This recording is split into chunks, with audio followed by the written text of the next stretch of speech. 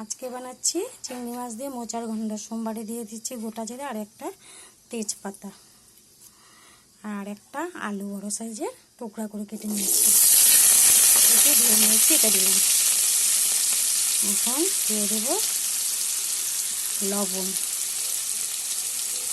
আর দিয়ে দিলাম হলুদ। এখন এটা ভাজা হবে, ভাজা করে নিই। আলু আমার ভাজা হয়ে গেছে। এখন দিয়ে দেব এখানে 8টা কাঁচা লঙ্কা আর এর 1 ইঞ্চি পরিমাণ আদা সবার সাথে পেস্ট করে নিয়েছি।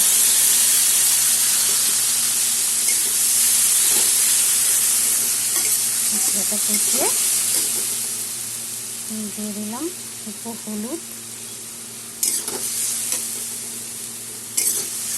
আর এখন দিয়ে দেবো কেটে ধুয়ে হলুদ লবণ দিয়ে সিদ্ধ করে নিয়েছি মোচা। এখানে একটা মোচা আছে। আর দিয়ে দিলাম অল্প লবণ, আগে লবণ দিয়েছি দেখে বেশি দিলাম।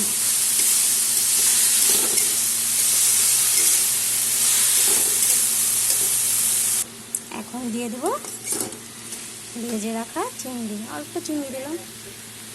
দিয়ে দিলাম চিংড়ি আর দিব টেস্টের জন্য অল্প চিনি। টেস্টের জন্য 1 চামচ চিনি দিয়ে দিলাম।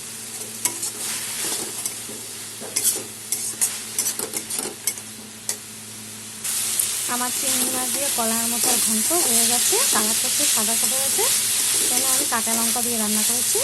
ঝাল লঙ্কার গুঁড়ো দিই বা কাশ্মীর লঙ্কার গুঁড়ো দিই। খেতে খুব ভালো হয়, অসাধারণ একটা রেসিপি। গরম ভাতের সাথে খুব খেতে খুব ভালো লাগে। তোমরা এরকম করে বানিয়ে খেয়ে বলবে। লাইক কমেন্ট শেয়ার করবে, সাবস্ক্রাইব করে পাশে থাকতে। Thank you.